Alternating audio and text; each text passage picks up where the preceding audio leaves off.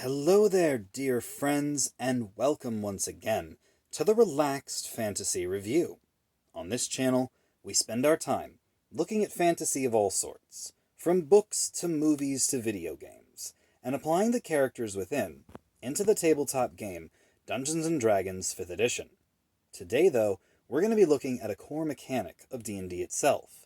Specifically, we're going to be looking at the race known as the Orcs.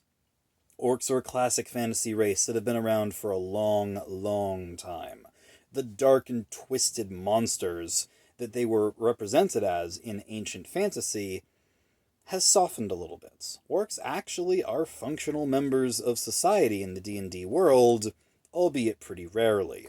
They often do make for mercenaries and bandits, but they've got some interesting powers and abilities that can be used for player characters. They were recently reprinted in Monsters of the Multiverse, and I think it's worth having a look at how they work. So let's have a see. Their standard ability score increases are a +2 to Strength and a +1 to Constitution.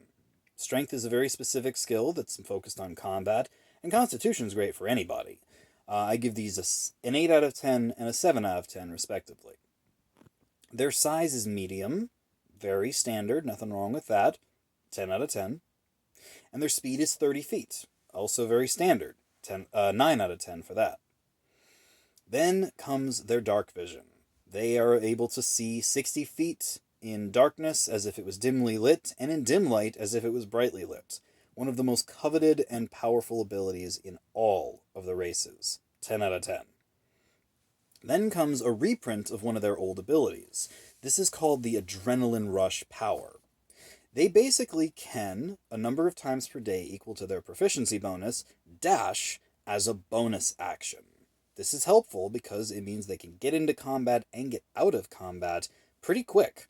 And they can always dash as a regular action, but this allows them to do it as a bonus action, which is way better. Also, when they dash, they gain a number of temporary hit points equal to their proficiency bonus. So a couple extra temp HP to help them out as they're running into or away from a dangerous situation. This is great. This is a 10 out of 10 power for sure. They also get the powerful build ability. Even though they're medium size, they get to act as large creatures for purposes of strength, such as lifting and carrying and pushing and pulling. Not bad. 9 out of 10. And then they have the Relentless Endurance power. This is something the Half-Orc also has. Once per rest, when they drop to 0 hit points, they just don't. They choose to drop to 1 hit point instead. This allows them to stay in the fight, because even 1 hit point is enough to keep you on your feet, moving and fighting. And this is good. This is a really good power. 10 out of 10 again.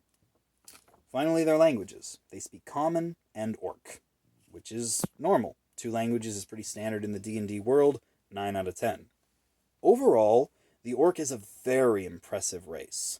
Obviously built for frontline combat, they also can be pretty tactical, running around faster than most, having that extra hit when they are smashed down to 0 hit points.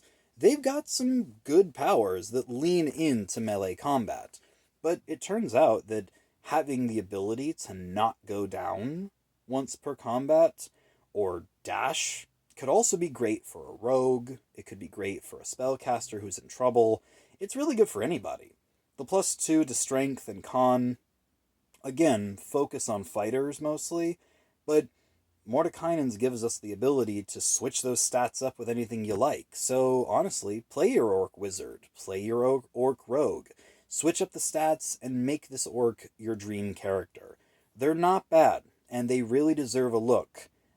For anybody who's looking for a race that they're not used to playing. This has been the Relaxed Fantasy Review. If you enjoyed the video, please like and subscribe down below, and keep your eyes peeled for more race reviews coming down the line soon. Have a good one, my friends.